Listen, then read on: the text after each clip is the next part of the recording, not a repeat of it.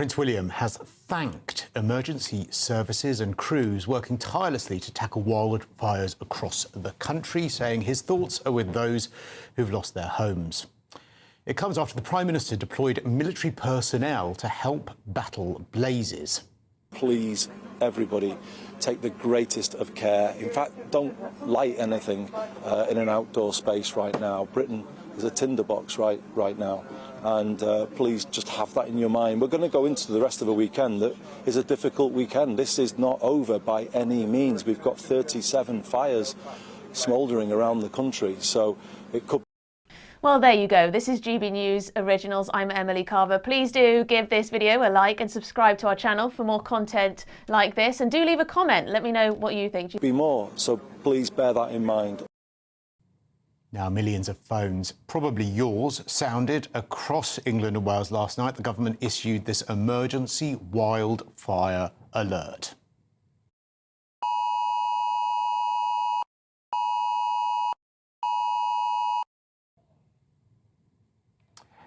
The warning urged you not to light barbecues or anything else that could create a spark. Crews, of course, battling blazes across the country. Well, joining me now is wildfire consultant and instructor Andy Elliott. Andy, thanks for taking the time to talk to us here on GB News. So, firstly, how serious have these wildfires been? In some areas, as we've seen, they have been very serious incidents indeed. We've seen loss of people's homes, vast areas of countryside, agricultural land, and some of our large open moors and national parks have been damaged and severely damaged in many cases. So, yeah, these are very serious fires. And how much of those fires do we know yet, whether it was, how many of them might have been deliberate, how many of them might have been started as a result of people perhaps not being very bright when it comes to having barbecues outside? Do we know any of the causes? It's very difficult often to determine the cause of wildfires, and we don't have a really strong capability in the UK to investigate those wildfires in any detail. There are some we know where it's obvious somebody's had a barbecue or they've had a campfire. Many of the agricultural fires are relatively easy because that was machinery and the landowner, the farmer would be aware of that.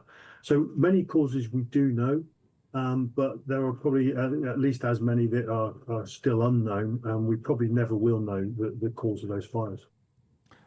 I wonder how many of these fires would have been prevented if we had used more preventative measures. For instance, I've seen a lot about environmental groups that have tried to stop some of the brush and some of the undergrowth being cleared because of biodiversity. Could we have done more, basically, to prevent these?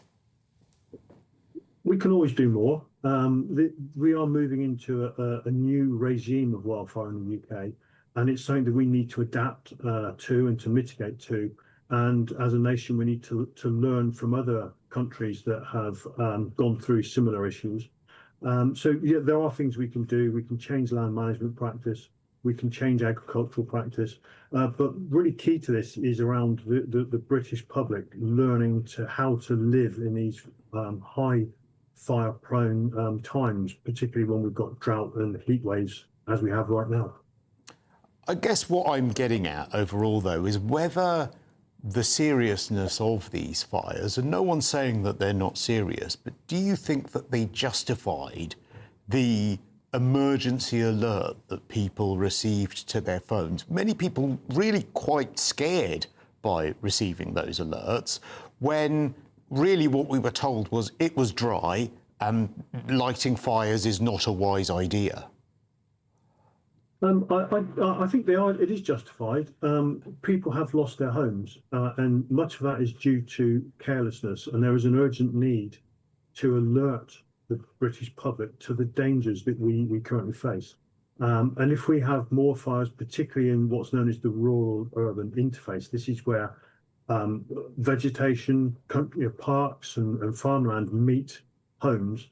If people aren't vigilant, if people aren't following very simple advice, and the advice in the alert was very simple, don't light fires in the countryside at the moment, then we will see more significant fires and we will see more homes lost and potentially people losing their lives.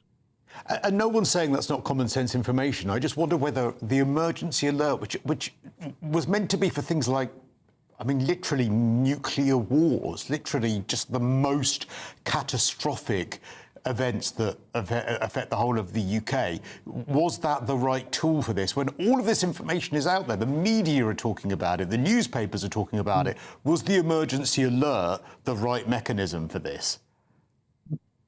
Personally, I believe yes, because as you say, the media have been pushing this, and everybody in the wildfire community is very grateful to that.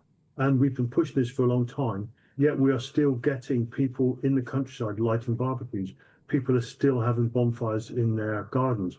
Unnecessary use of fire and ignition devices. People are still using fireworks. There are organised fireworks displays going on at the moment. So something needs to be done to try and bring this to a halt. And so personally, I think if the emergency alert has saved one home or saved one life or one firefighter from going to hospital, then in my personal view is that's absolutely justifiable. What are the kinds of challenges that firefighters and fire crews face when it comes to wildfires that are perhaps different to conventional fires? Well, wildfires are very dynamic. They move through the countryside. They're driven by fuel, by the landscape itself, by the weather. So they're very challenging. They're very fast moving. And of course, they're occurring at the moment in very hot, dry conditions. So you've got physical stress to firefighters, heat stress to firefighters. We don't, at the moment in the UK, we're not fully equipped to deal with fires of this scale and the sheer numbers of fires. If there were one or two, then we would be able to cope far better.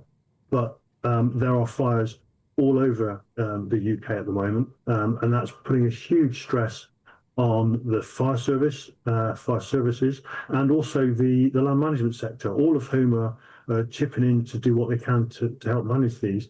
But it's the scale of them, it is the challenge at the moment. There are so many fires happening simultaneously. When the national airwaves screeched at 7 o'clock on a warm Friday evening, millions of British citizens across England and Wales stared at their buzzing phone screens with a mixture of sudden panic and quiet irritation. The government had deployed its most extensive use of the National Emergency Alert System to date, warning a bone-dry nation that even a single stray spark could ignite disastrous wildfires across our sun-baked countryside. Welcome to Britain Underneath, where we strip away the sanitised headlines, dig straight beneath the surface of Westminster narratives, and expose the underlying structural realities shaping modern British life. Before we plunge headfirst into the deeper political machinery behind this national crisis, please consider taking a brief second to subscribe to Britain Underneath.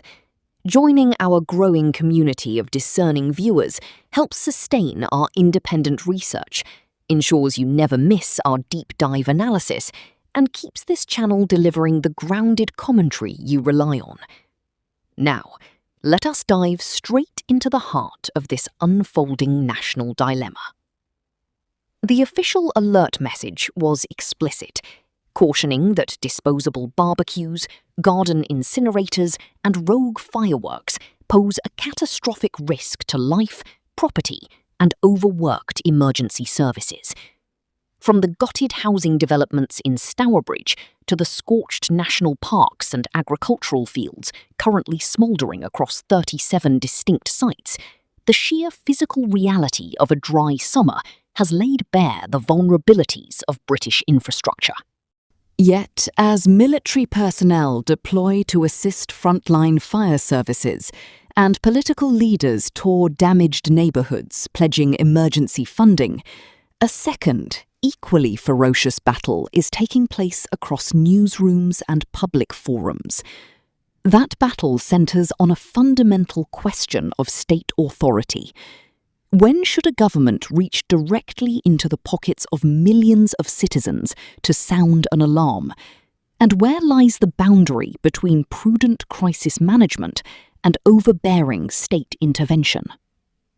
On one side of this debate stand emergency responders, wildfire consultants, and government officials who argue that extreme weather demands immediate, unmissable communication. From their perspective, when dry brush turns local green spaces into absolute tinderboxes, conventional news broadcasts and social media posts simply do not reach every household fast enough to prevent careless human error. If a single ear-splitting alert prevents one misplaced campfire, protects one family home, or keeps one firefighter out of intensive care, the exercise of central authority is deemed an unequivocal triumph. However, if you scratch just beneath that well-intentioned surface, a far more complex institutional debate comes into view. Critics and civic commentators raise a valid counter-argument regarding public trust and warning fatigue. When a national alert system, originally designed for existential, sudden, life-threatening catastrophes, is deployed to issue general safety advice, it runs the distinct risk of acting like the proverbial boy who cried wolf. If citizens begin to view high-level state warnings as routine public health nagging, rather than urgent instructions to seek immediate shelter, the power of that system degrades. When a genuine, immediate catastrophe strikes in the future, a desensitized public might simply glance at their buzzing phones, sigh, and press dismiss. At this juncture, take a quick breath and remain focused on the broader picture, because this conversation reaches far beyond a single phone notification. To ensure you stay thoroughly informed on every political shift and policy debate impacting our nation, please remember to hit that subscribe button right now.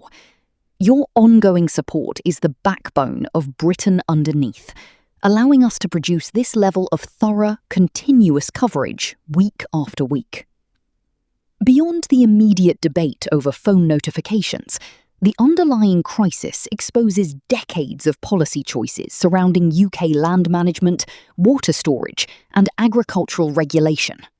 While ministers emphasise immediate behavioural compliance, land management experts and farming groups point towards systemic issues that have left the countryside vulnerable. Years of shifting environmental mandates, reduced clearance of fallen undergrowth, and complex restrictions on traditional grazing practices have created vast accumulative volumes of dry vegetation along the rural-urban fringe. Furthermore, chronic underinvestment in essential water infrastructure, including a lack of new reservoirs to buffer against severe seasonal droughts, leaves local authorities fighting modern climate pressures with historical tools. Rather than addressing these deep-rooted logistical and regulatory bottlenecks through proactive, long-term planning, central government frequently relies on reactive messaging to manage public risk. It is far simpler and cheaper to transmit a digital blast to 45 million mobile phones than it is to reform nationwide land management frameworks, retool fire services for multi-site wildland blazes, or construct major civil infrastructure. The debate over emergency alerts is, at its core, a mirror reflecting a broader political tendency, substituting high-visibility crisis communications for structural preparedness. As we evaluate these competing viewpoints, it becomes clear that British public policy is navigating uncharted territory. Balancing individual responsibility against collective state warnings requires absolute clarity, institutional restraint, and absolute transparency from those in power. Overusing top-tier public warning mechanisms risks alienating the very citizenry the state seeks to safeguard, while ignoring genuine operational warnings leaves communities needlessly exposed. Thank you for spending your valuable time with us today on Britain Underneath. If you appreciate balanced, rigorous political analysis that respects your intelligence, please take a moment to subscribe, hit the notification bell, and leave your thoughts in the comments below, as every single subscription directly fuels the future of this channel. Take a breath, stay informed, and we look forward to welcoming you back for our very next video.